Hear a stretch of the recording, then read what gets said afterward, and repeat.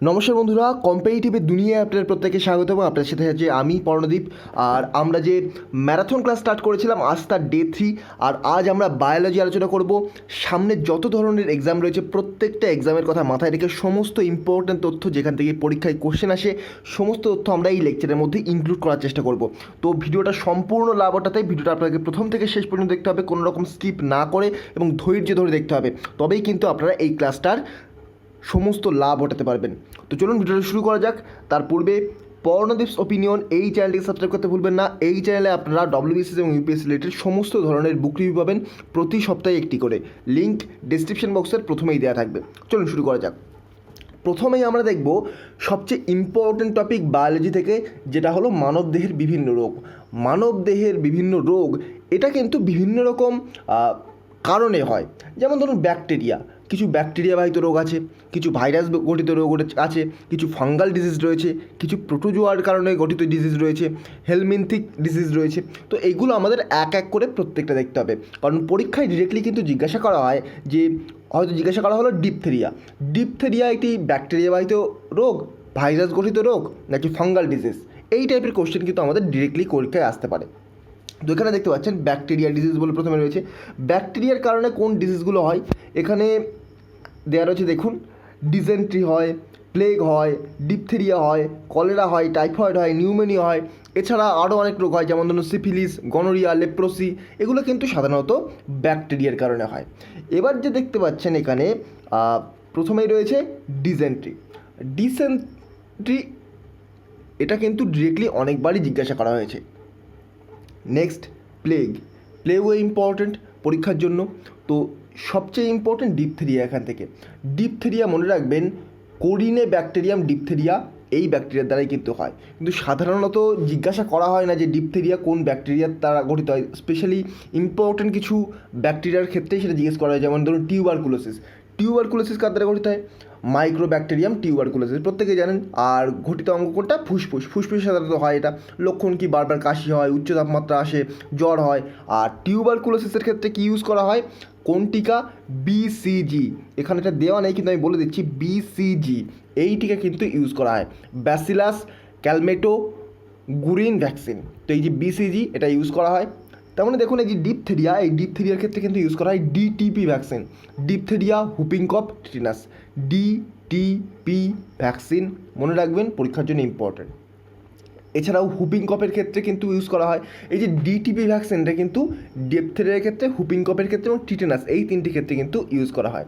এখানে আরেকটা জিনিস ইম্পর্ট্যান্ট, যেটা হলো টিটেনাসের কোন ব্যাকটেরিয়ার কারণে হয় সেটা কিন্তু পরীক্ষার জন্য ইম্পর্ট্যান্ট। ক্লস্ট্রিডিয়াম টিটেনি এর কারণেই কিন্তু এই রোগটা হয়। আচ্ছা, আমি ডব্লিউবিসিএস ম্যানুয়াল থেকে জাস্ট সেকেন্ডের মধ্যে এই যে স্লাইডটা ইনক্লুড করে দিচ্ছি, তাহলে কিন্তু আপনাদের অনেকটা বুঝতে সুবিধা হবে। এখানে অনেক তথ্য কিন্তু দেওয়া নেই এই স্লাইডটার মধ্যে। তো দেখুন, এখানে আমি কয়েক সেকেন্ডের মধ্যে পেজটা অ্যাড করে দিলাম। তো দেখুন, ব্যাকটেরিয়া ডিজিজ, ভাইরাল ডিজিজ প্রত্যেকটা এক এক করে দেখে নিন। এখানে ডব্লিউবিসিএস ম্যানুয়াল এটা ভালোভাবে দেওয়া ছিল। দেখুন, আমি যেগুলো বলে দেবো সেগুলো আপনাদের রোগ পড়তে হবে, তার সাথে ব্যাকটেরিয়ার নাম পড়তে হবে, ক্ষতিগ্রস্ত অঙ্গ আপনাদের পড়তে হবে। এবার দেখুন, যেগুলো বলবো না আপনাদের প্রত্যেকটা রোগের নাম অন্তত পড়ে রাখতে হবে, যে রোগগুলো কিসের কারণে হয়, ব্যাকটেরিয়ার কারণে হচ্ছে নাকি ভাইরাসের কারণে হচ্ছে নাকি প্রোটোজোয়ার কারণে হচ্ছে, এটা আপনাদের একটু দেখে রাখতে হবে নিজেদেরকে। দেখুন, প্রথমে আমরা আলোচনা করছিলাম ব্যাকটেরিয়া বাহিত রোগ, যার মধ্যে প্রথমে রয়েছে টিউবারকুলোসিস, ভেরি ইম্পর্ট্যান্ট। ব্যাকটেরিয়ার নাম কি? Mycobacterium tuberculosis. ক্ষতিগ্রস্ত অঙ্গ ফুসফুস, লক্ষণ বারবার কাশি পাওয়া, উচ্চ তাপমাত্রা, জ্বর, বিসিজি এর টিকা। নেক্সট ডিপথেরিয়া, এটা ইম্পর্ট্যান্ট। কোরিনে ব্যাকটেরিয়াম ডিপথেরিয়া, ক্ষতিগ্রস্ত অঙ্গ শ্বসন নালী। নেক্সট কলেরা ইম্পর্ট্যান্ট, ব্যাকটেরিয়ার নাম সেটাও ইম্পর্ট্যান্ট, ভিব্রিও কলেরি। টিটেনাস এটা ইম্পর্ট্যান্ট। ক্লস্ট্রিডিয়াম টিটেনি এটাও আমাদের মনে রাখতে হবে, এর ব্যাকটেরিয়ার নাম। দেখুন, নিউমোনিয়া আপনাদের মনে রাখতে হবে কিসের কারণে হয়, কিন্তু নিউমোনিয়ার যে ব্যাকটেরিয়া সেটা না মনে রাখলেও চলবে। তবে টাইফয়েড এটা মনে রাখতে হবে, ব্যাকটেরিয়া প্লাস এখানকার ব্যাকটেরিয়ার নাম। ডায়রিয়া আপনার শুধুমাত্র মনে রাখলেই চলবে যে ব্যাকটেরিয়ার কারণে হচ্ছে। লেপ্রোসি এটার ব্যাকটেরিয়ার নামও আপনাকে মনে রাখতে হবে। গনোরিয়া আপনার জাস্ট মনে রাখলেই চলবে যে গনোরিয়া ব্যাকটেরিয়া বাহিত একটি রোগ। নেক্সট আমরা এক এক করে দেখব ভাইরাস গঠিত রোগের মধ্যে কোনগুলো রয়েছে। চিকেন পক্সের ভাইরাসের নাম, এটা খুব ইম্পর্টেন্ট, ভ্যারিসেল্লা জোস্টার। এটা মনে রাখতে হবে, চিকেন পক্স ভাইরাস গঠিত রোগ। Next small pox, variola virus, এটাও খুব ইম্পর্টেন্ট, ডিএনএ ভাইরাসের কারণে হয়।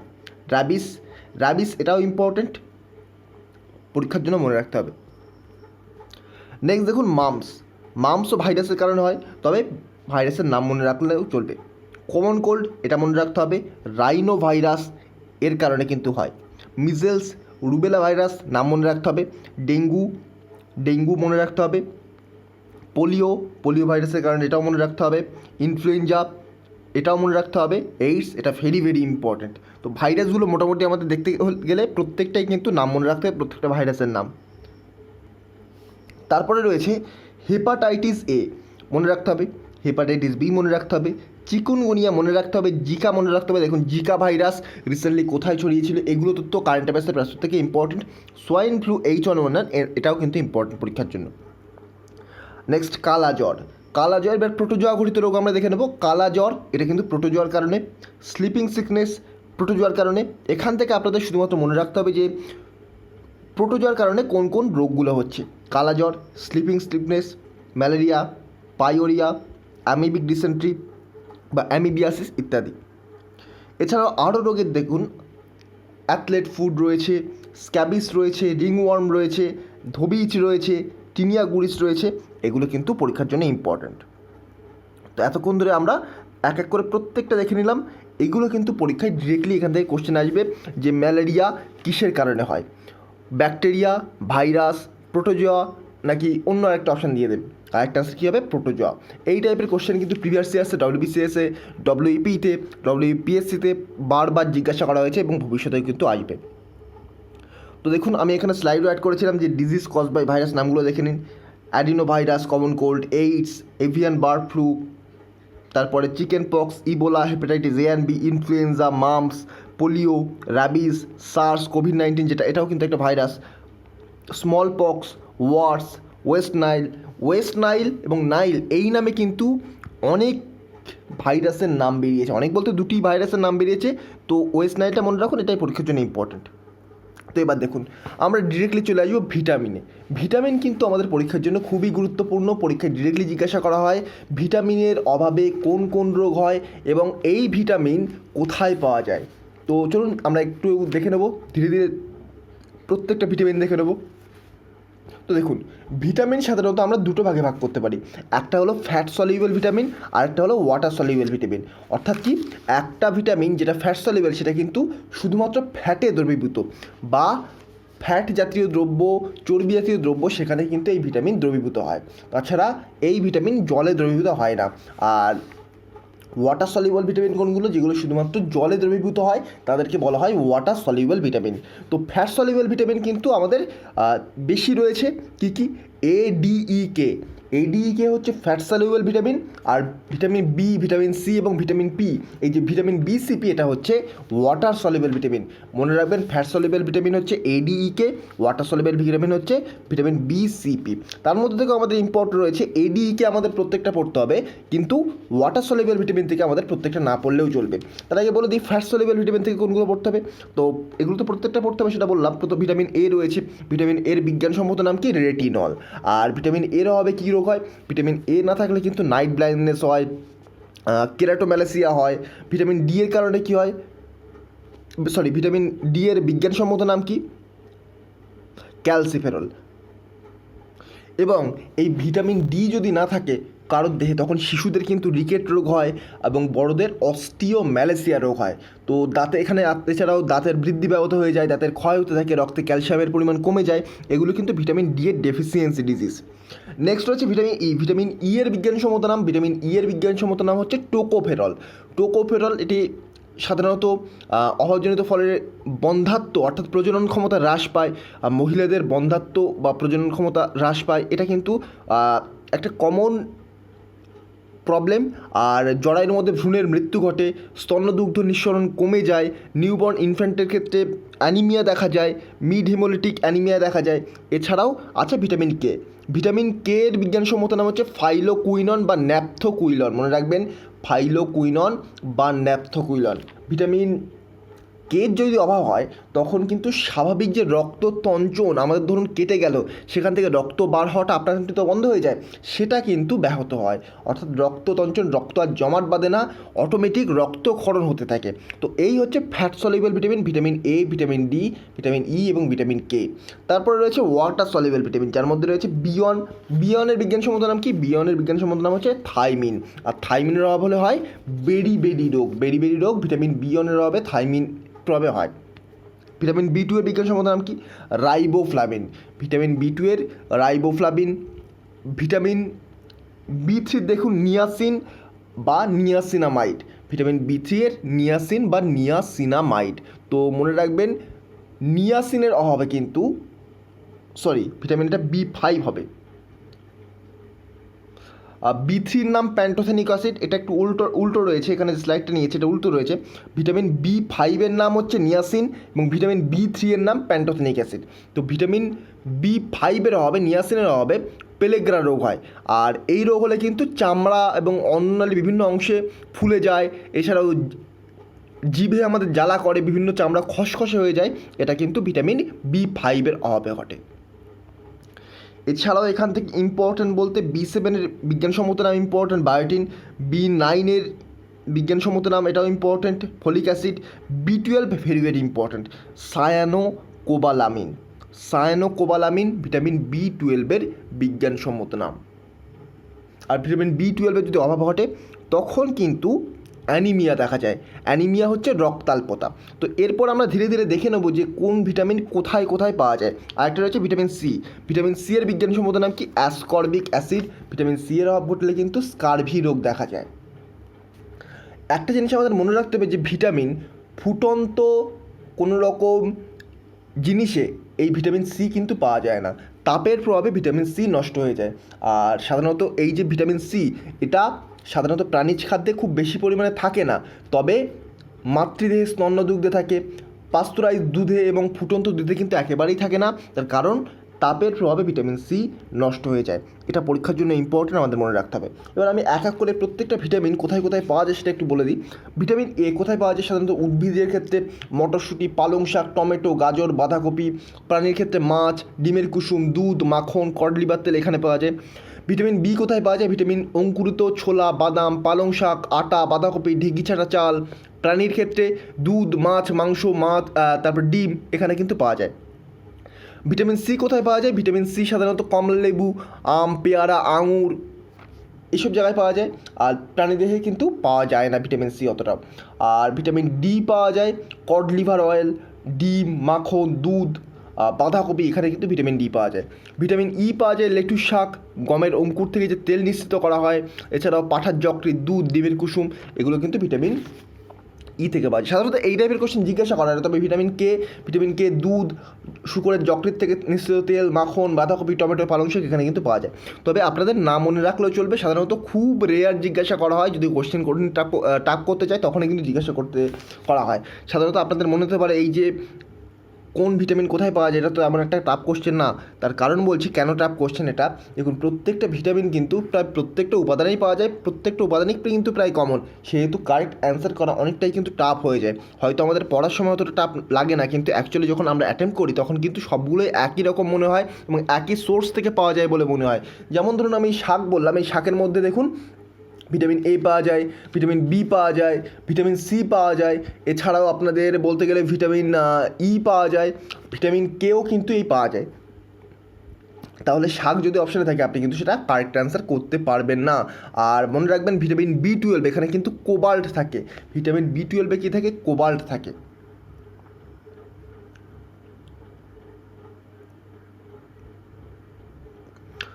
তো আমরা নেক্সট দেখে নেব কিছু ইম্পর্ট্যান্ট মিনারেল এবং মিনারেলের অভাবে কী রোগ হয় বা মিনারেল ডেফিসিয়েন্সি ডিজিজ এবং তার সিমটমগুলো।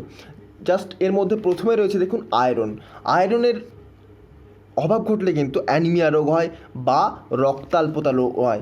দেহে যদি আয়রন বা লোহার অভাব ঘটে তখন কিন্তু রক্তাল্পতা রোগ হয়। আর তাছাড়া এই আয়রন হিমোগ্লোবিন গঠনে সাহায্য করে। তো হিমোগ্লোবিন কিন্তু অতটা স্ট্রাকচারাইড হতে হয় না। দেখুন এখানে উইকনেস হয়, ফটিগ হয়, লস অফ ওয়েট হয়, স্কিন হলুদ হয়ে যায়। তো এইগুলো কিন্তু আয়রনের অভাবে ঘটিত রোগ। Iodine, very very important. আয়োডিনের অভাবে কিন্তু গয়টার রোগ হয়। আয়োডিনের অভাবে গয়টার বা গলগণ্ড এই রোগটা কিন্তু হয় আয়োডিনের অভাবে। ভেরি ভেরি ইম্পর্টেন্ট পরীক্ষার জন্য। ক্যালসিয়াম, ক্যালসিয়ামের অভাবে কিন্তু আপনারা জানেন যে আমাদের দাঁতে এবং আমাদের হাড়ে ক্যালসিয়াম থাকে। একটা নির্দিষ্ট বয়সের পর থেকে মহিলাদের হাড় ক্ষয় পেতে শুরু করে, তার কারণ ক্যালসিয়ামের ঘাটতি দেখা যায়। তো মনে রাখতে হবে ক্যালসিয়াম কিন্তু আমাদের যে দাঁত এবং হাড় তার গঠনে সাহায্য করে, রক্ত চঞ্চনে সাহায্য করে, হৃৎপিণ্ডের যে স্বাভাবিক স্পন্দন সেখানে সাহায্য করে। তো ক্যালসিয়ামের অভাব ঘটলে কিন্তু আমাদের দাঁত হাড় এগুলো কিন্তু ক্ষয় পেতে শুরু করে। ফসফরাসের অভাবে বাচ্চাদের রিকেট রোগ হতে পারে। তো যার প্রভাবে যে হাড় সেটা দুর্বল হয়ে যায়, পুর ডেভেলপমেন্ট হয়, মেন্টালি ডেভেলপমেন্ট বন্ধ হয়ে যায় বাচ্চাদের। সোডিয়াম এবং পটাশিয়াম, বডি এবং মাসেল উইকনেস দেখা যায় সোডিয়াম এবং পটাশিয়ামের অভাব ঘটে। মাসেল উইকনেস, টায়ার্ডনেস দেখা যায়। ফ্লুরিনের অভাবে কিন্তু ডেন্টাল ক্যারিজ হয় বা দাঁতের ক্ষয় হয়, দাঁতের ক্ষতি হয়। এটা আমাদের কিন্তু মনে রাখতে হবে পরীক্ষার জন্য, এগুলো কিন্তু ইম্পর্ট্যান্ট। এখানে আমি একটা তথ্য বলে দিই, উদ্ভিদ দেহের ক্ষেত্রে লোহা এবং ম্যাগনেসিয়ামের অভাব ঘটলে কিন্তু ক্লোরোফিল গঠিত হয় না, আর এর ফলে পাতা হলদে হয়ে যায়। এই যে ঘটনা এটাকে কিন্তু ক্লোরোসিস বলে। পরীক্ষায় মাঝে মধ্যে ডিরেক্টলি এখান থেকে কোশ্চেন জিজ্ঞাসা করা হয়। আরেকবার রিপিট করছি, উদ্ভিদ দেহে যখন আপনাদের ম্যাগনেসিয়াম এবং লোহা বা এফি এবং এমজি এর অভাব ঘটে তখন কিন্তু উদ্ভিদ দেহে ক্লোরোফিল গঠিত হয় না, তার ফলে পাতা সবুজ না থেকে হলুদ হয়ে যায়। এই যে রোগ এটাকে বলা হয় ক্লোরোসিস। ভেরি ভেরি ইম্পর্ট্যান্ট একটি তথ্য। এবার আমরা চলে আসবো হরমোন কিন্তু পরীক্ষার জন্য ইম্পর্টেন্ট। সাধারণত ডিরেক্টলি জিজ্ঞাসা করা হয় যে কোন হরমোন কোথা থেকে খরিত হয় এবং কোন হরমোনের প্রভাবে কী হয়, তো সেটা কিন্তু জিজ্ঞাসা করা হয়। তো এখানে আমি একটু বলে দিই অন্তঃক্ষরা গ্রন্থি কী, অন্তঃক্ষরা তন্ত্র কী। তো প্ল্যান্ট হরমোনের ক্ষেত্রে অন্তঃক্ষরা গ্রন্থির কোনো ভূমিকা নেই, কিন্তু আমাদের অ্যানিম্যাল হরমোনের ক্ষেত্রে কিন্তু এই যে অন্তঃক্ষরা গ্রন্থি এর ভূমিকা রয়েছে। তো মেরুদণ্ডী যে প্রাণী, আগে আমি বলে দিই অন্তঃক্ষরা গ্রন্থি কি। মেরুদণ্ডী যে প্রাণী, অর্থাৎ মানুষ ধরুন, কুকুর ধরুন, এইরকম যে মেরুদণ্ডী প্রাণী তাদের দুই ধরনের গ্রন্থি দেখা যায়। একটা হচ্ছে নালীবিহীন অন্তঃক্ষরা গ্রন্থি, আর একটা হচ্ছে নালীযুক্ত বহিঃক্ষরা গ্রন্থি। আর অন্তঃক্ষরা গ্রন্থিগুলো কিন্তু হরমোন নিঃসরণ করে, আর এই গ্রন্থিগুলো অভ্যন্তরীণ বা বাহ্যিক পরিবেশের দ্বারা প্রভাবিত হয়ে সরাসরি রক্তে বিভিন্ন রাসায়নিক ক্ষরণ করে। এই জন্যই কিন্তু এটাকে বলা হয় অন্তঃক্ষরা গ্রন্থি। তো রাসায়নিকভাবে হরমোন, স্টেরয়েড যেমন ধরুন testosterone, androsterone, peptide, insulin, glucagon, amino acid, derivative adrenaline, thyroid, এগুলো কিন্তু এই টাইপের প্রকৃতির হয়। তো মনে রাখবেন এখান থেকে আরেকটি তথ্য ইম্পর্ট্যান্ট, হরমোন এই টার্মটি প্রথম ইউজ করেন আর্নেস্ট এইচ এবং স্টার্লিন। আর্নেস্ট এইচ এবং স্টার্লিন তিনি কিন্তু প্রথম এই হরমোন টার্মটা ইউজ করেন। আর প্রথম হরমোন হচ্ছে আবিষ্কৃত হরমোন হচ্ছে সিক্রেটিন, এবং প্রথম পৃথকীকৃত হরমোন ইনসুলিন। ডব্লিউবিসিএস ম্যানুয়ালে এগুলো দেওয়া রয়েছে, খুব ইজি জিনিস, এগুলো একবার জাস্ট চোখ বুলিয়ে নেবেন। এবার দেখুন আমরা প্ল্যান্ট হরমোনে চলে আসবো। প্ল্যান্ট হরমোনে চলে আসলে আমরা জাস্ট এই ছবিটার মাধ্যমে সমস্ত প্ল্যান্ট হরমোনকে কিন্তু অ্যানালাইসিস করতে পারবো। যেমন দেখুন এই ছবিটার মধ্যে দেওয়া রয়েছে 5টি ইম্পর্ট্যান্ট হরমোনের নাম। 5টি ইম্পর্ট্যান্ট হরমোন কী কী? জিব্বারেলিন, অক্সিন, সাইটোকাইনিন, ইথিলিন এবং অ্যাবসাইসিক অ্যাসিড। তো এই যে হরমোনগুলো, এই হরমোনগুলোর নাম যদি আমরা দেখি তাহলে কিন্তু আমরা এর কাজগুলো দেখতে পারবো এই বক্সের মধ্যে, এবং কোন হরমোন কোন কাজ করে এবং করে না সেটাও দেখতে পারবো। পরীক্ষায় কী টাইপের কোশ্চেন আসে আমি একটু বলে দিই। পরীক্ষায় ডিরেক্টলি হয়তো জিজ্ঞাসা করা হবে যে সিড ডরম্যান্সিতে বা সিড বা দানাকে সেটাকে ফোটাতে কোন হরমোন সাহায্য করে। অপশান দিয়ে দেবে জিব্বারেলিন, অক্সিন, সাইটোকাইনিন, অ্যাবসাইসিক অ্যাসিড। তো কারেক্ট অ্যান্সার কী হবে? অ্যাবসাইসিক অ্যাসিড। মনে রাখতে হবে এই টাইপের কোশ্চেন কিন্তু পরীক্ষায় আসবে। তো দেখে নিন জিব্বারেলিন কী কী কাজ করে। জার্মিনেশনে জিব্বারেলিন সাহায্য করে, বীজের অঙ্কুরোদ্গমে সাহায্য করে, গ্রোথ টু ম্যাচিউরিটি অর্থাৎ উদ্ভিদকে বড় হতে সাহায্য করে, ফুল ফুটতে সাহায্য করে, ফ্রুট ডেভেলপমেন্টে সাহায্য করে। কিন্তু এই যে দুটো লাস্টের দুটো দেখছেন এখানে কিন্তু সাহায্য করে না। অক্সিনের ক্ষেত্রে আবার দেখতে পাচ্ছেন এটা কিন্তু জার্মিনেশনে সাহায্য করে না, কিন্তু গ্রোথ হরমোন হিসেবে এটাকে ইউজ করা হয়। Growth to maturity, flowering, fruit development এখানে কিন্তু সাহায্য করে। সাইটোকাইনিনের ক্ষেত্রে গ্রোথ টু ম্যাচিউরিটি সাহায্য করে, ফ্লাওয়ারিংয়ে সাহায্য করে, ফ্রুট ডেভেলপমেন্টে সাহায্য করে। ইথিলিনের কি? ইথিলিনের ক্ষেত্রে ফ্লাওয়ারিংয়ে সাহায্য করে, ফ্রুট ডেভেলপমেন্টে সাহায্য করে, অ্যাবসেশনে সাহায্য করে। আবার এদিকে অ্যাবসাইসিক অ্যাসিড এটা কিন্তু শুধু অ্যাবসাইশন আর সিড ডরমেসিতে কিন্তু সাহায্য করে। তো এইগুলো কিন্তু আমাদের মনে রাখতে হবে, পরীক্ষায় ডিরেক্টলি এই টাইপের কোশ্চেন আসতে পারে। এরপর আমরা ডিরেক্টলি ফিরে যাব আমাদের অ্যানিম্যাল হরমোনে। দেখুন অ্যানিম্যাল হরমোন কিন্তু আমাদের প্রাণীদেহ থেকে আমি একটা মানুষের ক্ষেত্রে অ্যানালাইসিস করব। তো অ্যানিম্যাল হরমোন পরীক্ষার জন্য সবচেয়ে বেশি ইম্পর্ট্যান্ট। প্ল্যান্ট হরমোন থেকে কোশ্চেন না থাকলেও অ্যানিম্যাল হরমোন থেকে কিন্তু সাধারণত কোশ্চেন থেকেই থাকে। তো আমাদের বিভিন্ন রকম অন্তঃক্ষরা গ্রন্থি রয়েছে, সেই সমস্ত অন্তঃক্ষরা গ্রন্থি থেকে বিভিন্ন রকম হরমোন নিঃসৃত হয় এবং তার ফাংশনগুলো আমাদের জানতে হবে।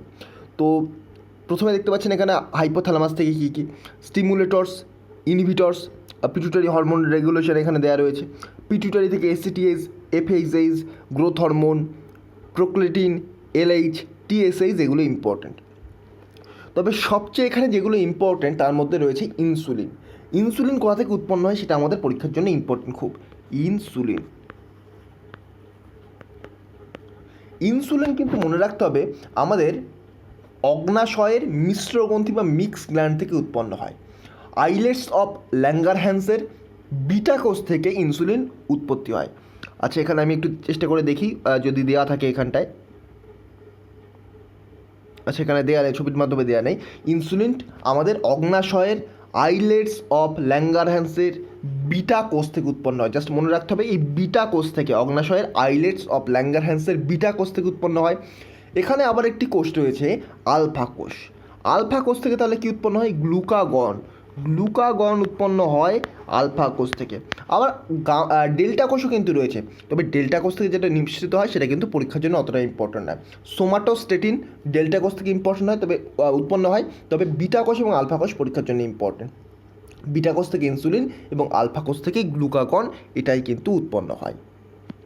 তো আমি একটু ক্লিয়ার করে দিই, তারপর আমরা আমাদের এই স্লাইডটা দেখে নিই ভালো করে। তার আগে বলে দিই, এই যে ইনসুলিন আমি বললাম, ইনসুলিন কিন্তু রক্তে গ্লুকোজের মাত্রা ঠিক রাখতে সাহায্য করে। ইনসুলিনের পরিমাণ যখনই কমে যায় তখনই কিন্তু রক্তে গ্লুকোজের মাত্রা বেড়ে যায় বা শর্করার মাত্রা বেড়ে যায়। তার ফলে কিন্তু ডায়াবেটিস মেলিটাস বা মধুমেহ রোগ হয়, এবং সেই জন্য যাদের রক্তে ইনসুলিনের পরিমাণ কম তাদের কিন্তু ইনসুলিন নিতে হয় বা ইনসুলিন ইনজেক্ট করতে হয়। এটা আমাদের মনে রাখতে হবে।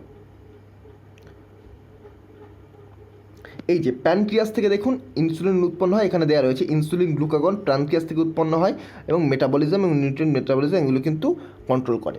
নেক্সট রয়েছে আমরা দেখব থাইরক্সিন। এখানে আমরা পরপর দেখবো না, এখানে আমি বলে ইম্পর্টেন্ট আকারে পরপর বলে দিচ্ছি। নেক্সট রয়েছে থাইরক্সিন। থাইরয়েড গ্ল্যান্ড থেকে কিন্তু এই থাইরক্সিন নিঃসৃত হয়। তো থাইরক্সিনের গ্রন্থির অধঃক্ষরণজনিত ফল বা থাইরক্সিনের ক্ষরণ যদি কম হয় তখন মনে রাখবেন থাইরক্সিনের প্রভাবে কিন্তু শিশুদের ক্রেটিনিজম রোগ হয় এবং প্রাপ্তবয়স্কদের মিক্সিডিমা রোগ হয়। তো ক্রেটিনিজম রোগ হলে কী হয়? হাইট বাড়ে না, শিশুদের বৃদ্ধি বন্ধ হয়ে যায়, শিশুদের যে ব্রেন তার ডেভেলপমেন্ট হয় না, যৌন লক্ষণ প্রকাশিত হয় না, সেক্স অর্গান সেগুলো ডেভেলপমেন্ট হয় না, এছাড়াও পেট আরও মোটা হয়ে যায়, বিএমআর হ্রাস পায়। এগুলো কিন্তু বাচ্চাদের ক্ষেত্রে থাইরয়েড গ্রন্থির থেকে থাইরক্সিন কম ক্ষরণের ফল এবং মেটাবলিক রেট কন্ট্রোল কিন্তু অনেক বেশি কমে যায়। আর তাছাড়া বড়দের ক্ষেত্রে যদি মিক্সিডিমা হয় তখন আরও কন্ডিশন খারাপ হয়ে যায়, সেখানে চোখ মুখ ফুলে ফোলা ফোলা দেখায়, দেহের রোম এবং চুল উঠে যায়, গলার স্বর মোটা হয়ে যায়, যৌন লক্ষণ হ্রাস পায়, বিএমআর কমে যায়, তাদের চিন্তা ভাবনা করার ক্ষমতা কমে যায়, যারা তারা প্রিভিয়াস জিনিস ভুলে যায়, যে কোনো জিনিস ভুলে যায়, রক্তে শর্করার পরিমাণ কমে যায়। এগুলো কিন্তু থাইরয়েড গ্রন্থির থেকে থাইরক্সিন কম ক্ষরণের ফল। আবার থাইরয়েড গ্রন্থি থেকে থাইরক্সিন যদি বেশিও ক্ষরিত হয় তার ফলে কিন্তু গয়টার রোগ হয়, গয়টার বা গলগণ্ড রোগ হয়, যেখানে বিস্ফারিত চক্ষু হয়, অর্থাৎ চোখ বিস্ফারিত হয়ে যায়, চোখ মোটা মোটা হয়ে যায়, সেখানে কিন্তু থাইরয়েডের বেশি ক্ষরণের ফল। নেক্সট আমাদের দেখতে হবে অ্যাড্রিনালিন খুব ইম্পর্টেন্ট একটি হরমোন। অ্যাড্রিনালিন, আচ্ছা আমি একটু চেক করে নিই কোথায় রয়েছে অ্যাড্রিনালিন হরমোন। তো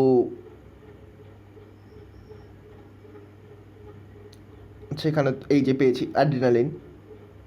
অ্যাড্রিনাল থেকে এখানে অ্যাড্রিনালিন একটা হরমোন উৎপন্ন হয়, এখানে দেওয়া নেই, তবে মনে রাখবেন অ্যাড্রিনালিন এই যে হরমোন সবচেয়ে ইম্পর্টেন্ট হরমোনের মধ্যে একটি। কেন ইম্পর্টেন্ট হরমোনের মধ্যে একটি? তার আগে বলে দিই অ্যাড্রিনালিন কোথা থেকে উৎপন্ন হয়।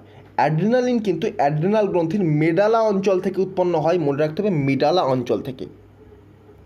এই যে অ্যাড্রিনাল গ্ল্যান্ড এখানকার মেডালা অঞ্চল থেকে উৎপন্ন হয়। তো এই যে মেডালা অঞ্চল থেকে উৎপন্ন হয় এটাকে বলা হয় প্রাণীদেহের সংকটকালীন হরমোন বা জরুরিকালীন হরমোন বা এমার্জেন্সি হরমোনে কিন্তু বলা হয় এই অ্যাড্রেনালিন হরমোনকে। তার কারণ কি? তার কারণ বিপদকালে এই অ্যাড্রেনালিন হরমোন দেহকে প্রয়োজনীয় ব্যবস্থা অবলম্বনে উপযোগী করে তোলে। অর্থাৎ এই অ্যাড্রেনালিন হরমোনের কারণেই কিন্তু একটা প্রাণীর ভয় লাগে, বিভিন্ন রকম উত্তেজনা আসে, বিভিন্ন রকম তাদের বিভিন্ন রকম যে রাগ হয়, দুঃখ হয়, অনেকটা বলতে পারেন এই অ্যাড্রেনালিনের কারণে। আমাদের ব্রেন অনেকটা দায়ী, কিন্তু তার জন্য কিন্তু এই অ্যাড্রেনালিন হরমোন বেশিরভাগ দায়ী। তো সংবহনতন্ত্রের ওপর এটা ক্রিয়া করে রক্ত বাহকে সংকুচিত করে রক্তচাপ বাড়িয়ে দেয়, শ্বসনতন্ত্রের ওপর ক্রিয়া করে শ্বাস প্রশ্বাস দ্রুত করে দেয়, পেশির ওপর ক্রিয়া করে উত্তেজনা বৃদ্ধি করে দেয়, রেচনতন্ত্রের ওপর ক্রিয়া করে মূত্রাশয়ের স্প্রিংটার পেশি বেশি সংকুচিত করিয়ে দেয়, বিপাকের ওপর ক্রিয়া করে বিএমআর রেটকে বাড়িয়ে দেয় বা রক্তে শর্করার পরিমাণ বাড়ায়। তো এগুলো কিন্তু অ্যাড্রেনালিন হরমোনের প্রধান কাজ। এছাড়াও গ্রোথ হরমোন রয়েছে বিভিন্ন রকম, তার মধ্যে ACTH, FSH, growth hormone, prolactin, SH, TSH রয়েছে। এগুলো দেখুন, একবার দেখে রাখবেন। এগুলো এতটা ইম্পর্টেন্ট নয়, সবচেয়ে ইম্পর্টেন্ট এই যে তিনটে: ইনসুলিন, থাইরয়েড এবং অ্যাড্রেনালিন। নেক্সট আমাদের দেখতে হবে আমাদের সেক্স হরমোন, যার মধ্যে মহিলাদের ক্ষেত্রে দেখতে হবে ওভারি থেকে নিঃসৃত হয় ইস্ট্রোজেন এবং প্রোজেস্টেরন। ইস্ট্রোজেন এবং প্রোজেস্টেরন। তো ইস্ট্রোজেনের প্রভাবে কী হয়? ইস্ট্রোজেনের প্রভাবে কিন্তু স্ত্রীদেহের যে যৌনাঙ্গ তার পরিবর্তন ঘটে, যৌন বৈশিষ্ট্যের বিকাশ করতে সাহায্য করে, ত্বকের নিচে স্নেহ পদার্থ সঞ্চয় ঘটিয়ে এই হরমোন কিন্তু একটা স্ত্রীদেহকে নারীসুলভ দেহ গঠনে সাহায্য করে। নারীর দেহের লোমের আধিক্য এবং কোমল কণ্ঠস্বরে কিন্তু এই ইস্ট্রোজেনের ভূমিকা খুবই বেশি। তাছাড়া এই যে ইস্ট্রোজেন, এটা মহিলাদের যে মাসিক চক্র সেটাকে নিয়ন্ত্রণ করে, যে পিরিয়ড সেটাকে নিয়ন্ত্রণ করে। এছাড়াও ইস্ট্রোজেন হরমোনের অতিরিক্ত ক্ষরণে কিন্তু খুব অল্প বয়সেই যৌবনোদ্গম হয়, যেটা কিন্তু মহিলাদের দেহের ক্ষেত্রে ক্ষতিকর। এবং ইস্ট্রোজেন যদি কম ক্ষরণ হয় তাহলে কিন্তু মহিলাদের যে যৌনাঙ্গ সেটা অপরিণত থেকে যায় এবং অন্যান্য যে যৌন লক্ষণ সেটা ভালোভাবে প্রকাশ পায় না। তো ইস্ট্রোজেন কিন্তু একজন মহিলার জন্য খুবই ইম্পর্ট্যান্ট। এছাড়াও প্রোজেস্টেরন হরমোন, প্রোজেস্টেরন এই যে হরমোন, এটা কিন্তু মহিলাদের গর্ভকালীন পরিবর্তন ঘটায়। অর্থাৎ যখন একজন মহিলা প্রেগনেন্ট থাকেন তার দেহের যে বিভিন্ন পরিবর্তনগুলো সেটা এই প্রোজেস্টেরন হরমোন কন্ট্রোল করে। তো প্রসবকালীন সময়ে এই হরমোন কিন্তু ডিম্বাশয়ের প্লাজেন্টা বা অমরা গঠনে সাহায্য করে। এছাড়াও নারী দেহে যৌন বৈশিষ্ট্যের ক্ষেত্রে সাহায্য করে, যেটা অতটা ইম্পর্টেন্ট নয়, তবে মনে রাখতে হবে এই যে প্রোজেস্টেরন হরমোন স্ত্রীদেহে গর্ভকালীন পরিবর্তন ঘটায়। আর এই হরমোন প্রসবকালীন সময়ে স্ত্রীদেহকে প্রসবের উপযুক্ত করে তোলে।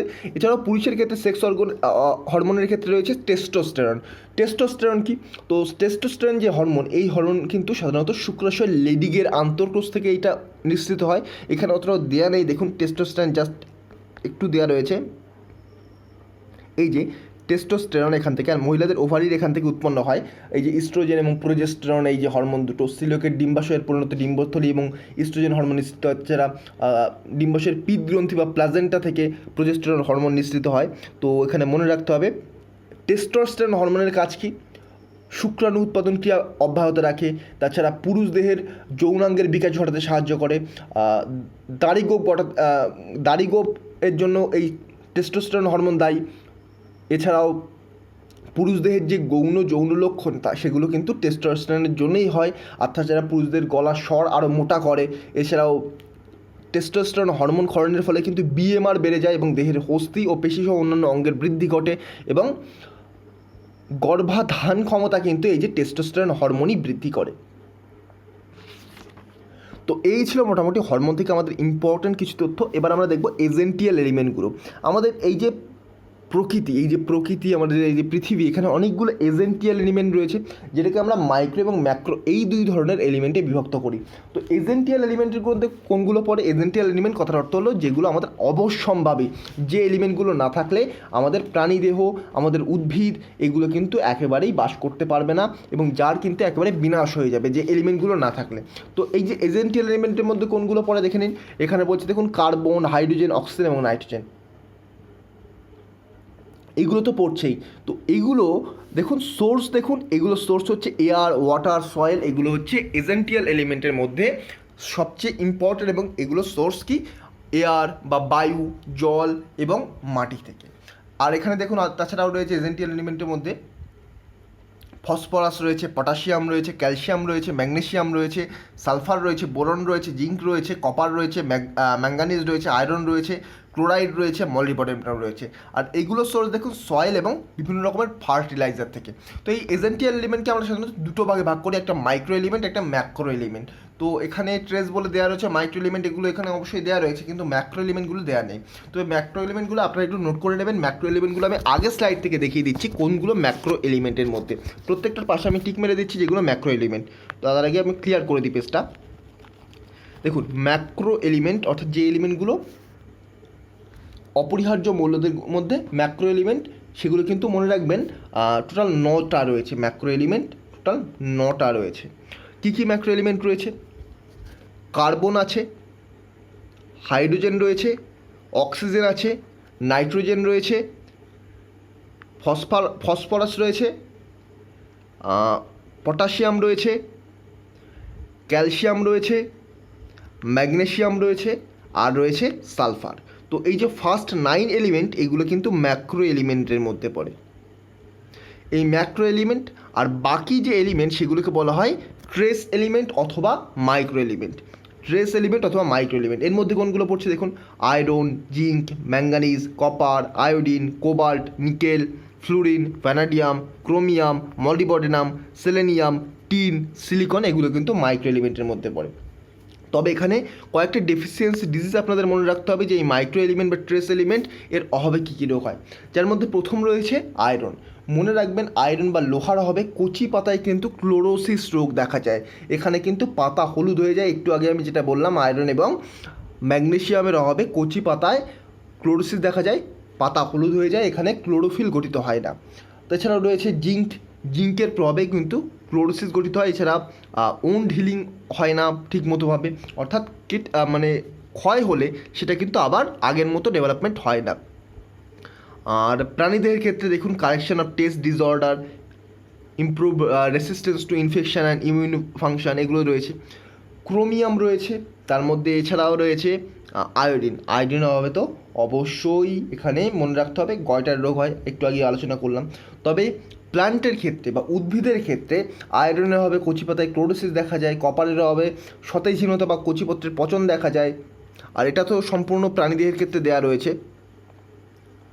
আর নাইট্রোজেনের অভাবে পাতাছড়া দেখা যায়, ক্যালসিয়ামের অভাবে নেক্রোসিস দেখা যায়, মৃত মূলের কলা দেখা যায়, ম্যাগনেসিয়ামের অভাবে পাতায় ক্লোরোসিস দেখা যায়, বোরনের অভাবে পাতায় নেক্রোসিস দেখা যায়, জিঙ্কের অভাবে ক্লোরোসিস দেখা যায়। তাহলে জিঙ্ক, আয়রন এবং তার সাথে ম্যাগনেসিয়ামের অভাবে কিন্তু এই ক্লোরোসিস রোগে দেখা যায়। আর এটা প্রাণীদের ক্ষেত্রে বলা রয়েছে, দেখুন আয়রনের অভাবে রেসিস্টেন্স টু ইনফেকশন এটা বেড়ে যায়, আয়রন থাকলে, উপস্থিত থাকলে, এবং না থাকলে সেটা কমে যায়। এছাড়াও আয়রনের জন্য কিন্তু হিমোগ্লোবিন গঠন আরও সুদৃঢ় হয়, জিঙ্কের জন্য ওন্ড হিলিং দ্রুত হয়, আর ক্রোমিয়ামের ক্ষেত্রে correction of carbohydrate metabolism prevent of.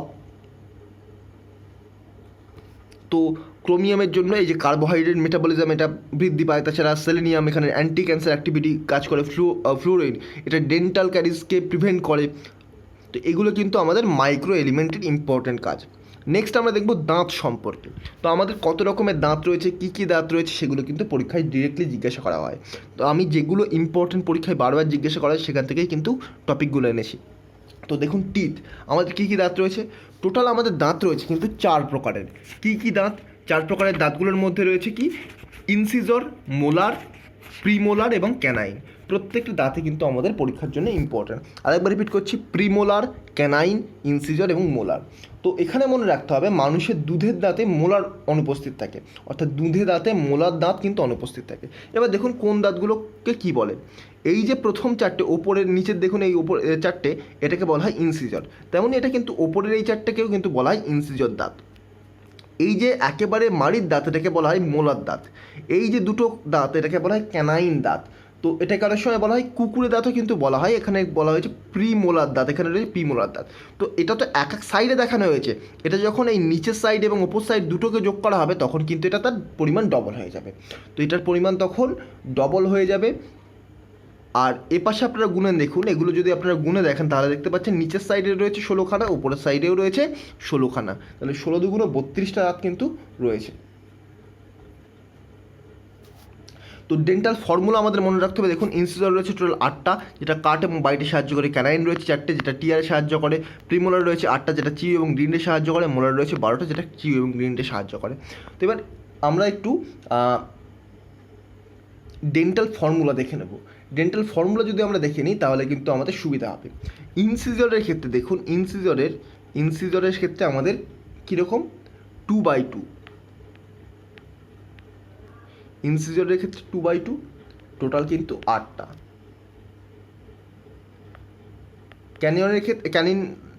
ক্যানাইনের ক্ষেত্রে 1/1 অর্থাৎ 4টে। প্রিমোলারের ক্ষেত্রে কি 2/2 অর্থাৎ 8টা, এবং মোলারের ক্ষেত্রে মোলারের ক্ষেত্রে 3/3 সমান 12টা। তো আপনাদের মনে হতে পারে 3 এবং 3 6টা তো হওয়া উচিত। দেখুন দুটো পাশেই তো রয়েছে, শুধুমাত্র এক পাশে তো নিয়ে গঠিত হয় না, তো দুপাশে রয়েছে যখন অবশ্যই এটা কিন্তু 3 3 12 হয়ে যাবে। এখানে 3 আর 3 এর যোগফল নয়, এখানে 3 আর 3 গুণ 2 করতে হবে প্রত্যেকটা ক্ষেত্রেই আমাদের।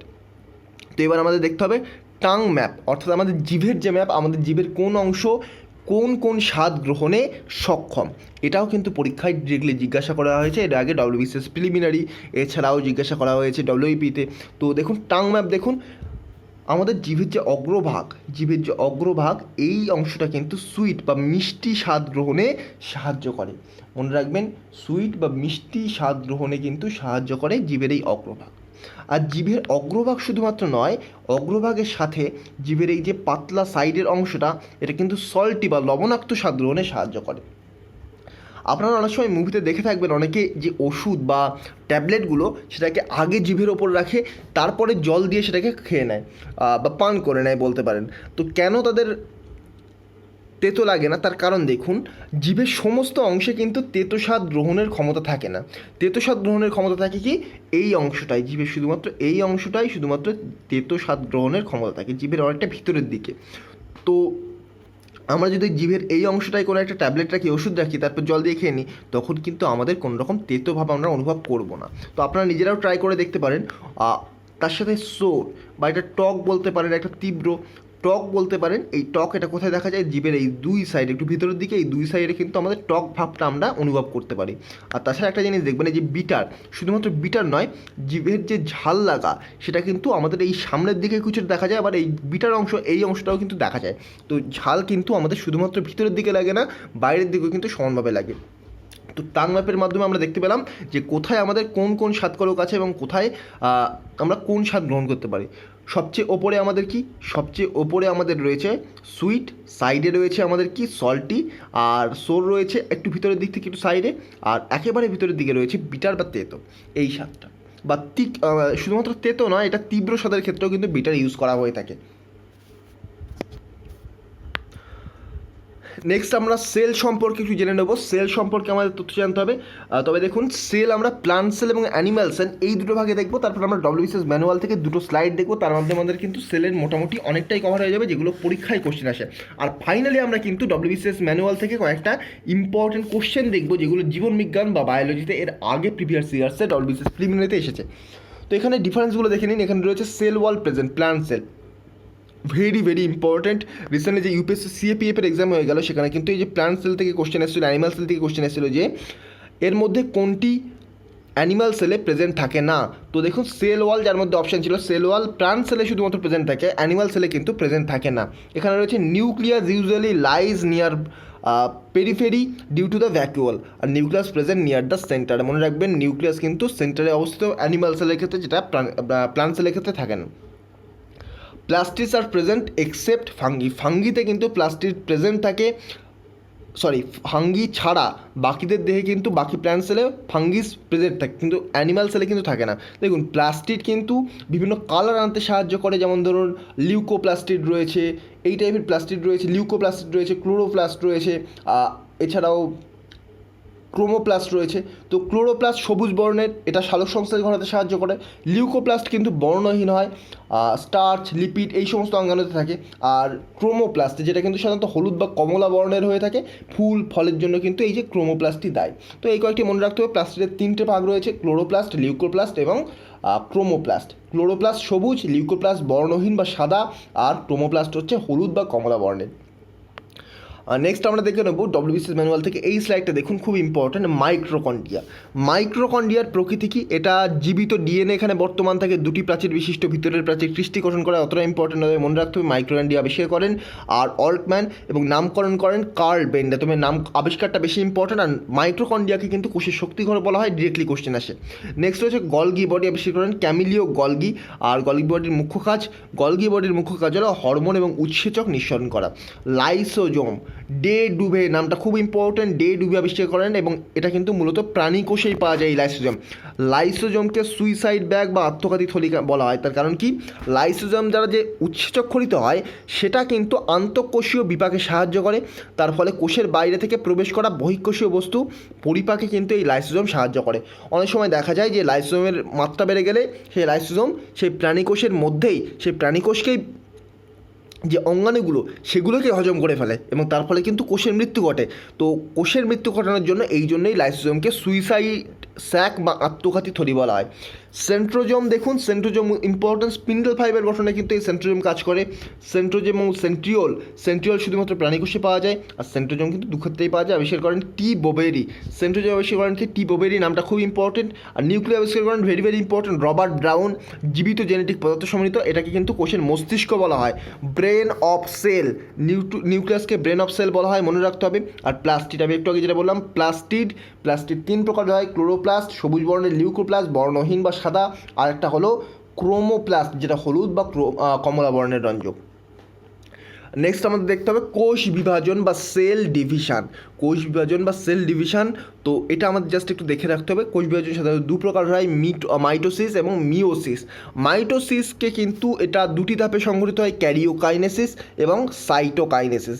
এখানে দুটি করে গঠিত হয়, এভাবে কিন্তু বাড়তে থাকে, চারটি ধাপে সম্পন্ন হয়, প্রোফেজ, মেটাফেজ, অ্যানাফেজ এবং telophase.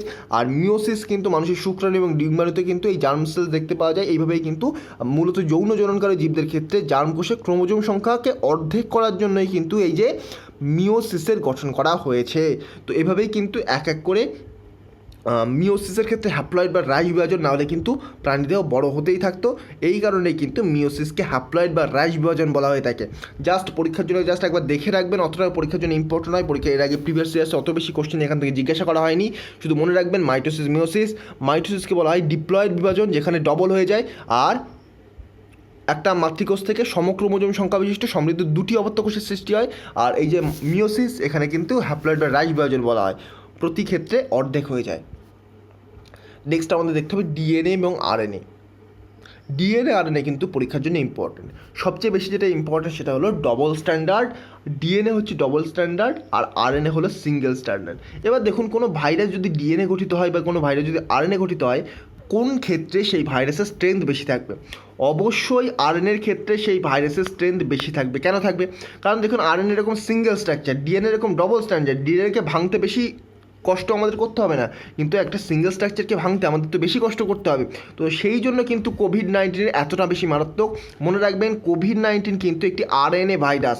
Very very important. Current অ্যাফেয়ার্সের সাথে বায়োলজি যখন আমরা মিশিয়ে দেবো তখন কিন্তু আমরা এই টাইপের তথ্য অনেক জানতে পারবো। যেমন ধরুন কোভিড-19 এটা একটি আরএনএ ভাইরাস, তো এটা সিঙ্গেল স্ট্যান্ডার্ড বলে। আর এই কোভিড-19 যে ভাইরাসের স্ট্রেংথ সেটা কিন্তু অনেকটা বেশি। ডিএনএর আরও তথ্য বলা রয়েছে, তার আগে দেখে নিন ডিএনএর ফুল ফর্ম কী। ডিএনএর ফুল ফর্ম হচ্ছে ডিঅক্সি রাইবো নিউক্লিক অ্যাসিড এবং আরএনএর ফুল ফর্ম হচ্ছে রাইবো নিউক্লিক অ্যাসিড। ডিএনএ কী কী দ্বারা গঠিত? ডিএনএতে প্রধান 4টি নাইট্রোজেন বেস থাকে, এ, জি, টি, সি। এতে কি? এতে হচ্ছে অ্যাডেনিন, জিতে হচ্ছে গুয়ানিন, টিতে থাইমিন এবং সিতে cytosine. Adenine, guanine, thymine, cytosine ডিএনএতে এইগুলো। আরএনএর ক্ষেত্রে কি? আরএনএর ক্ষেত্রে কিন্তু এসিজি থাকে, যেখানে কিন্তু টি থাকে না, থাইমিন থাকে না। আরএনএ ক্ষেত্রে থাইমিন থাকে না, যেখানে থাইমিনের জায়গায় ইউরাসিল থাকে। থাইমিনের জায়গায় কী থাকে? ইউরাসিল। ডিএনএতে থাকে থাইমিন, আরএনএতে থাকে ইউরাসিল। আর বাকি যে তিনটি এসিজি, অ্যাডেনিন, গুয়ানিন এবং সাইটোসিন তিনটেই কিন্তু এক থাকে। আর উভয়ের ক্ষেত্রেই কিন্তু সুগার ফসফেট ব্যাকবোন উপস্থিত থাকে, বা যেখানে ডিঅক্সিরাইবোজ সুগার এস এবং ফসফরাস দ্বারা কিন্তু গঠিত হয়, ফসফেট গ্রুপ দ্বারা গঠিত হয়, যেটা আমাদের মনে রাখতে হবে। আর ডিএনএ কিন্তু সেলফ রিপ্লিক্ট হয় আর ক্যান হ্যাভ মাল্টিপল স্ট্রাকচার। আরএনএর বিভিন্ন রকম স্ট্রাকচার হয়, এমআরএনএ হয়, আরআরএনএ হয়, টিআরএনএ হয়। তো এমআরএনএ হচ্ছে মেসেঞ্জার আরএনএ, আরআরএনএ হয় রাইবোজোমাল আরএনএ এবং টিআরএনএ হলো ট্রান্সফার আরএনএ। আর ডিএনএ কিন্তু একের পর এক নিজের কপি গঠন করতে পারে, সেই জন্যই কিন্তু ডিএনএর মাধ্যমে বংশ পরম্পরায় ধীরে ধীরে একটা মানুষের, ধরুন কোনো একজন ব্যক্তি, তাকে কিন্তু তার যে ছেলে বা তার যে মেয়ে, তার দেহে কিন্তু সেই রকম একই রকম ডিএনএ থাকবে। তো ডিএনএর মধ্যে কিন্তু মিল দেখা যায় বংশ পরম্পরা, এটা কিন্তু পরীক্ষার জন্য ইম্পর্টেন্ট। এর দ্বারাই কিন্তু পিতৃত্ব নির্ধারণ করা হয়। বিভিন্ন ক্ষেত্রে ক্রাইম করলে এই ডিএনএ কিন্তু প্রত্যেকের আলাদা আলাদা হয় এবং এই ক্রাইম করলে কিন্তু এই যে ডিএনএর দ্বারা চিহ্নিত করা যায় কোনো ব্যক্তিকে বা কোনো ক্রিমিনালকে। নেক্সট দেখবো আমরা কার্বোহাইড্রেট, ফ্যাট, এগুলো আমরা একটু জাস্ট তথ্য দেখে নেবো, পরীক্ষার জন্য মোটামুটি ইম্পর্টেন্ট, তবে অতটা ইম্পর্টেন্ট নয়, তবে আমরা দেখে নেবো একবার, পরীক্ষায় ডিরেক্টলি কিন্তু কোশ্চেন আসতেই পারে। তো প্রাণী পুষ্টি বা নিউট্রিয়েন্টসের ক্ষেত্রে এগুলো আমাদের পরীক্ষার জন্য ইম্পর্টেন্ট, যার মধ্যে এনার্জি গিভিং ফুড রয়েছে, যার মধ্যে রয়েছে কার্বোহাইড্রেট। কার্বোহাইড্রেটকে আমরা সাধারণত বলবো এনার্জি গিভিং ফুড। এটা কোথায় পাওয়া যায়? রাইস, পটাটো, হুইট, সুগার, এখানে কিন্তু কার্বোহাইড্রেট পাওয়া যায়। আর ফাংশন কি? এটা প্রোভাইড করে এনার্জি। গ্রেইন জাতীয় বা শস্য জাতীয় খাদ্যে কিন্তু এই কার্বোহাইড্রেট পাওয়া যায়। কার্বোহাইড্রেট দহনে কিন্তু 4.2 কিলোক্যালোরি শক্তি উৎপন্ন করে। এর আগে আমি যখন বায়োলজির লেকচার নিয়েছিলাম তখন কিন্তু এই কার্বোহাইড্রেট সম্পর্কে আলোচনা করেছিলাম। তো কার্বোহাইড্রেট এনার্জি প্রোভাইড করে। এখানে মনে রাখবেন কার্বোহাইড্রেট কী কী দ্বারা গঠিত। আচ্ছা, মনে রাখবেন কার্বোহাইড্রেটকে কিন্তু কয়েকটি ভাগে ভাগ করা যায়, মনোস্যাকারাইড, অলিগোস্যাকারাইড, পলিস্যাকারাইড। এখান থেকে পরীক্ষায় কোশ্চেন আসে। তো মনোস্যাকারাইড, অলিগোস্যাকারাইড, পলিস্যাকারাইড ক্লাস 11-12 বইতে কিন্তু, বায়োলজির বইতে না, তবে কেমিস্ট্রির বইতে এগুলো সম্পর্কে তথ্য দেওয়া রয়েছে। তো কার্বোহাইড্রেট প্রোটিন ব্যতীত খাদ্য বলা হয়। কেউ যদি প্রোটিন গ্রহণ না করে, শুধুমাত্র কার্বোহাইড্রেট গ্রহণ করে, সেও কিন্তু সুস্থ শরীরে বেঁচে থাকতে পারবে। তো সেই জন্য কার্বোহাইড্রেটকে বলা হয় প্রোটিন ব্যতীত খাদ্য, যেটা পরীক্ষার জন্য ইম্পর্টেন্ট। এবং কার্বোহাইড্রেট কী কী দ্বারা গঠিত হয়?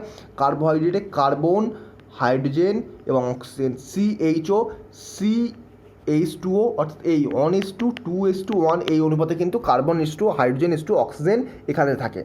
চিনি, স্টার্চ এগুলো কিন্তু কার্বোহাইড্রেটের মূল উৎস, যেটা পরীক্ষার জন্য খুবই ইম্পর্টেন্ট। নেক্সট রয়েছে এনার্জি গিভিং ফুড, যার মধ্যে রয়েছে ফ্যাট। ফ্যাটও কিন্তু একটি এনার্জি গিভিং ফুড, যেটা কোথায় পাওয়া যায়? বাটার, ঘি, মিল্ক, চিজ, এইসব জায়গায় কিন্তু ফ্যাট বা প্রোটিন পাওয়া যায়। তো আমাদের শরীরের প্রায় 75% কিন্তু প্রোটিন দ্বারা তৈরি। 75% আমাদের শরীরের প্রোটিন দ্বারা তৈরি। এবং বিজ্ঞানী জে বার্জেলিয়াস প্রথম প্রোটিন শব্দটি ব্যবহার করেন। আচ্ছা, আমি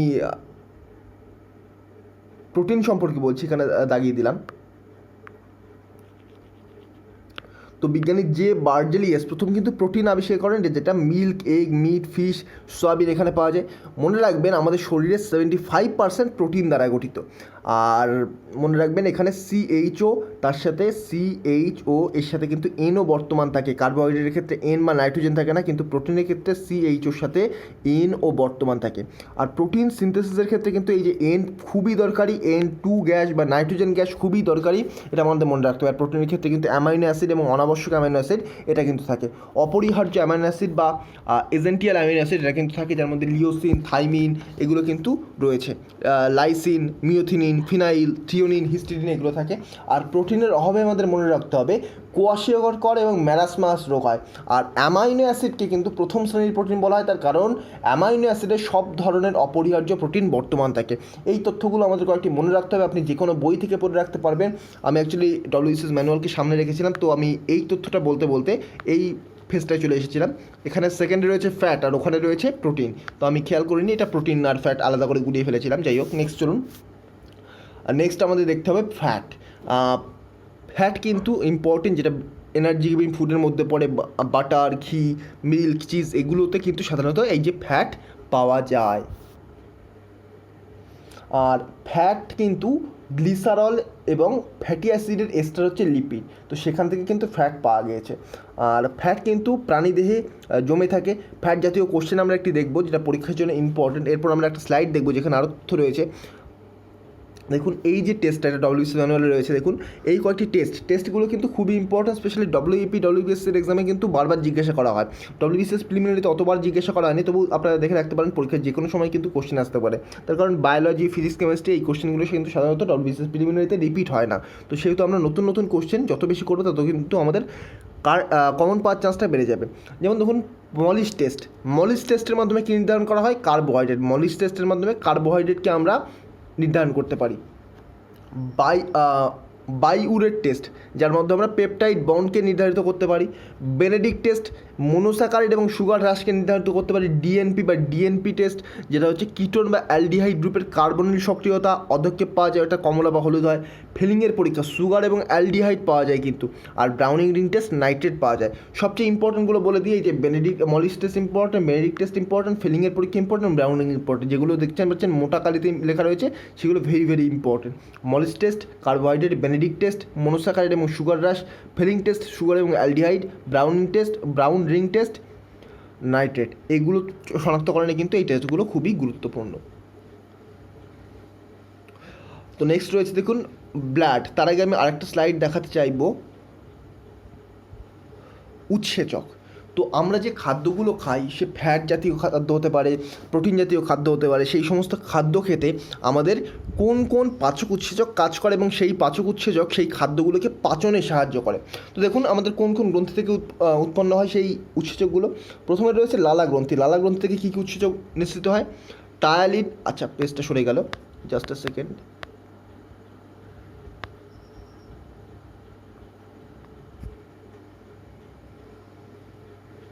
তো এখানে দেখুন লালা গ্রন্থি থেকে উৎপন্ন হয় কি? টায়ালিন এবং মল্টেজ। টায়ালিন স্টার্চ খাদ্য উপাদানকে কিন্তু ভাঙতে সাহায্য করে এবং মল্টোজে পরিণত করে। Maltose glucose. দেখুন এখানে গ্যাস্ট্রিক রস থেকে পেপসিন এবং রেনিং উৎসেচক, এটা কিন্তু প্রোটিনকে ভাবতে সাহায্য করে। মনে রাখতে হবে, পরীক্ষায় ডিরেক্টলি কোশ্চেন আসতে পারে যে প্রোটিনকে এর মধ্যে কোন উৎসেচক ভাঙতে সাহায্য করে। ট্রিপসিন, অ্যামাইলেজ, লাইপেজ, এই টাইপের কিন্তু অপশান দেবে, অথবা ডিরেক্টলি জিজ্ঞাসা করা হবে ট্রিপসিন কোন ধরনের খাদ্য উপাদানকে ভাঙতে সাহায্য করে।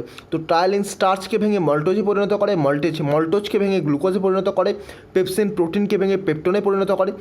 একটা জিনিস মনে রাখবেন, এই যে লালা গ্রন্থি থেকে নিঃসৃত যে উৎসেচকগুলো টায়ালিন এবং মল্টেজ, এগুলো কিন্তু প্রোটিন এবং ফ্যাটকে ভাঙতে পারে না, শুধুমাত্র স্টার্চ এবং মল্টোজকেই কিন্তু ভাঙতে পারে।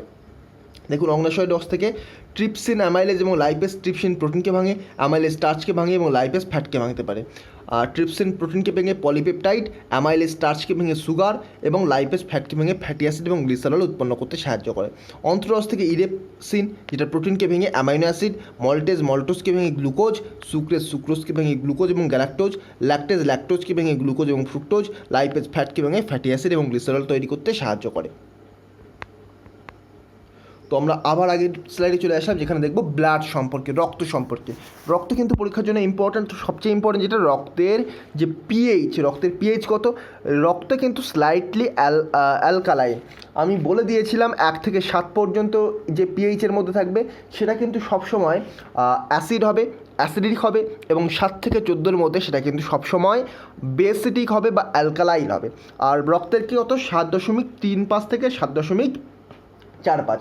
আমরা পড়বো রক্তের পিএইচ 7.4 রক্তের পিএইচ। এবং মূত্রের পিএইচ এখান থেকে মনে রাখতে হবে, মূত্রের পিএইচ কিন্তু 6.5। তার মানে কি? মূত্রের পিএইচ 6.5, এর অর্থ মূত্র কিন্তু একটা অ্যাসিডিক, মূত্র অ্যাসিডিক, এবং এই যে রক্ত এটা কিন্তু বেসিটিক বা বলতে পারেন স্লাইটলি অ্যালকাইল। তো এখানে রক্তের এই যে পিএইচটা দেখে নিলেন। তবে রক্তের এই গ্রুপগুলো দেখার আগে আমি জাস্ট একটু তথ্য বলে দিই, এমনি মুখেই বলে দিচ্ছি রক্তের যে তথ্য ইম্পর্ট্যান্ট। রক্তের মধ্যে কিন্তু বিভিন্ন রকম ভাগ রয়েছে। রক্তের ভাগ বলতে কীরকম? রক্তের যে বিভিন্ন সেল সেগুলোকে আমরা বিভিন্ন ভাগে ভাগ করতে পারি, বা ব্লাড সেলকে বিভিন্ন রকমের ভাগ করতে পারি। 3টে স্পেশাল ভাগ রয়েছে এর মধ্যে। একটা হচ্ছে আরবিসি, 2 হচ্ছে ডব্লিউবিসি, আর 3 হচ্ছে অনুচক্রিয় বা থ্রম্বোসাইট। আমরা টি বলে লিখে রাখছি। আরবিসি কি, বা এটাকে প্লেটলেট বলুন। আরবিসি রেড ব্লাড কর্পাসল বা লোহিত রক্তকণিকা, যেটাকে আমরা বলি আরবিসি। তো মনে রাখবেন আরবিসিতে কিন্তু কোনো রকম নিউক্লিয়াস থাকে না। এখানে ব্যতিক্রম আছে উট এবং লামাদের ক্ষেত্রে। আর লোহিত রক্তকণিকা বা আরবিসির জীবনকাল হচ্ছে 120 দিন, যেটা ইম্পর্ট্যান্ট। আরবিসির জীবনকাল 120 দিন, যেটা পরীক্ষার জন্য ইম্পর্ট্যান্ট। আরেকটা তথ্য এখান থেকে ইম্পর্ট্যান্ট, আরবিসির সংখ্যা পরিমাপ করা হয় হিমোসাইটোমিটার নামক যন্ত্রের সাহায্যে। এবং আরবিসি কিন্তু যকৃৎ এবং প্লীহাতে ধ্বংসপ্রাপ্ত হয়, যেটা পরীক্ষার জন্য ইম্পর্ট্যান্ট।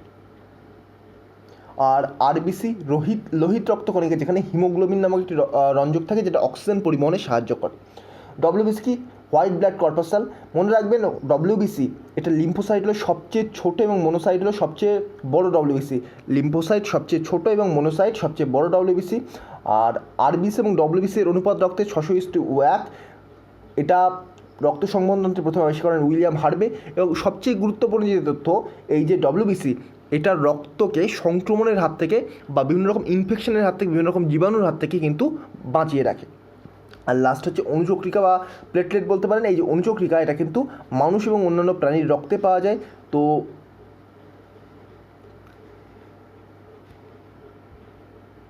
এই অণুচক্রিকা রক্ত তঞ্চনে সাহায্য করে সাধারণত। অণুচক্রিকা রক্ত তঞ্চনে সাহায্য করে সাধারণত। রক্ত তঞ্চনের সময়কাল কত? 2 থেকে 5 মিনিটের মধ্যে। আপনার কোথাও যদি কেটে যায়, আপনি 2 থেকে 5 মিনিট পর্যন্ত সেটাকে চেপে রাখলে কিন্তু দেখা যায় যে রক্তটা থেমে যায়। তার কারণ কি? রক্ত তঞ্চনের সময়কাল এটা, এবং সেটাকে কাজ করতে সাহায্য করে। বিভিন্ন রকম আমাদের ভিটামিন, আমি একটু দেখলাম ভিটামিন কে দেখলাম, যেটা রক্ত তঞ্চনে সাহায্য করে। তেমন এখন দেখছি অণুচক্রিকা। তো বিভিন্ন রকম সংখ্যা বেশি হলে বা সংখ্যা কম হলে কিন্তু এই রকম বিভিন্ন ক্ষেত্রে প্রবলেম দেখা যায়। এখানে একটা জিনিস, ডেঙ্গু জ্বরে কিন্তু অণুচক্রিকার সংখ্যা হ্রাস পায়। তো এখানে মনে রাখবেন, আরবিসির সংখ্যা যদি বেশি হয়ে যায় সেখানে পলিসাইথেমিয়া হয়, আরবিসির সংখ্যা কম হলে অ্যানিমিয়া রোগ হয়, ডব্লিউবিসির সংখ্যা বেশি হলে লিউকোমিয়া হয়, আর ডব্লিউবিসির সংখ্যা কম হলে লিউকোপেনিয়া হয়। যার মধ্যে সবচেয়ে কোনটা ইম্পর্ট্যান্ট? সবচেয়ে বেশি ইম্পর্ট্যান্ট আরবিসির সংখ্যা কম হলে অ্যানিমিয়া, এবং ডব্লিউবিসির সংখ্যা বেশি হলে লিউকেমিয়া। এই দুটো সবচেয়ে বেশি ইম্পর্ট্যান্ট, পরীক্ষা কিন্তু এখান থেকে জিজ্ঞাসা করা হয়। নেক্সট রয়েছে আমরা রক্তের গ্রুপ সম্পর্কে জেনে নেব। রক্তের গ্রুপ, তাছাড়া রক্তের যে গ্রুপ আবিষ্কার করেন কে? বিজ্ঞানী ল্যান্ডস্টেইনার। বিজ্ঞানী ল্যান্ডস্টেইনার প্রথম রক্তের গ্রুপ আবিষ্কার করেন, যার মধ্যে অ্যান্টিজেন রয়েছে, অ্যান্টিবডি রয়েছে রক্তের মধ্যে। তো কোন রক্তে অ্যান্টিজেন, কোন রক্তে অ্যান্টিবডি রয়েছে, সেখানে দেখুন ক্লাসিফিকেশনটা করা রয়েছে। গ্রুপ এতে, গ্রুপ এর রক্তে শুধুমাত্র অ্যান্টিজেন থাকে, অ্যান্টিজেন এ থাকে, অ্যান্টিবডি থাকে বি। গ্রুপ বি এর রক্তে অ্যান্টিজেন থাকে বি আর অ্যান্টিবডি থাকে এ। আর গ্রুপ এবির রক্তে এবি দুটোই থাকে আর অ্যান্টিবডি কোনোটাই কিন্তু থাকে না। আর গ্রুপ ও এর রক্তে অ্যান্টিজেন থাকে না, কিন্তু অ্যান্টিবডি এ আর বি দুটোই থাকে। তো আরেকবার রিপিট করে দিচ্ছি, গ্রুপ এর রক্তে অ্যান্টিজেন এ থাকে, অ্যান্টিবডি থাকে বি। গ্রুপ বি এর রক্তে অ্যান্টিজেন থাকে বি, অ্যান্টিবডি থাকে এ। এবং গ্রুপ এ বি এর রক্তে অ্যান্টিজেন এ এবং বি দুটোই থাকে, অ্যান্টিবডি কোনোটাই থাকে না। তেমনি কিন্তু গ্রুপ ও এর রক্তে অ্যান্টিজেন কোনোটি থাকে না, কিন্তু অ্যান্টিবডি এ আর বি দুটোই থাকে। এখানে আরেকটি খুবই গুরুত্বপূর্ণ তথ্য দেখতে পাচ্ছেন, কোন গ্রুপের রক্ত কে দান করতে পারে এবং কে গ্রহণ করতে পারে। যাদের রক্তের গ্রুপ এ, তারা কিন্তু এ এবং বি শুধুমাত্র এদেরকেই দান করতে পারে, কিন্তু গ্রহণ করতে পারে এ এবং ও এর কাছ থেকে। যাদের রক্তের গ্রুপ বি, তারা বি এবং এ বিকে দান করতে পারে এবং গ্রহণ করতে পারে বি এবং ও এর কাছ থেকে। এবি কিন্তু এবি এর কাছ থেকে শুধুমাত্র এবিকে শুধুমাত্র দান করতে পারে এবং গ্রহণ করতে পারে এবি এবং ও। সেই জন্য এবিকে সর্বজনীন গ্রহীতা বলা হয়। সর্বজনীন গ্রহীতা কেন বলা হয়? তার কারণ এবি গ্রুপের রক্ত কিন্তু সবার কাছ থেকে গ্রহণ করতে পারে, কিন্তু দান করতে পারে না, শুধুমাত্র এবিকেই দান করতে পারে। আর ও গ্রুপের রক্ত সবাইকে দান করতে পারে, সেই জন্য এটাকে বলা হয় সর্বজনীন দাতা। এবি এবং ও সবাইকেই কিন্তু দান করতে পারে, কিন্তু গ্রহণ করতে পারে শুধুমাত্র ও এর কাছ থেকে। এটা কিন্তু পরীক্ষার জন্য ইম্পর্টেন্ট। এবি গ্রুপকে সর্বজনীন দাতা বলা হয়, গ্রহীতা বলা হয়, আর ও গ্রুপকে সর্বজনীন দাতা বলা হয়। এখানে একটা তথ্য আছে হৃৎপিণ্ড থেকে একটা তথ্য বলে দিই।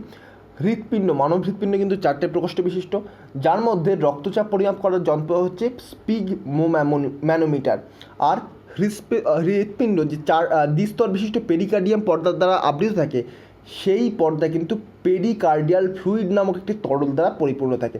মনে রাখবেন, হৃৎপিণ্ড 4টি প্রকোষ্ঠ বিশিষ্ট এবং এই হৃৎপিণ্ড দ্বিস্তর বিশিষ্ট একটি পর্দা দ্বারা আবৃত থাকে। আর এই পর্দা দ্বারা আবৃত থাকার জন্য এখানে পেরিকার্ডিয়াল ফ্লুইড নামক একটি তরল দ্বারা পরিপূর্ণ থাকে। তো এখানে এই পেজে দেখতে পাচ্ছেন, এখানে রেসপিরেটরি অর্গান রয়েছে, বিভিন্ন রকম প্রাণীর রেসপিরেটরি অর্গান রয়েছে এবং তাদের এক্সাম্পল রয়েছে। যেমন ধরুন বডি সারফেস তারা কারা রেসপিরেশন করে।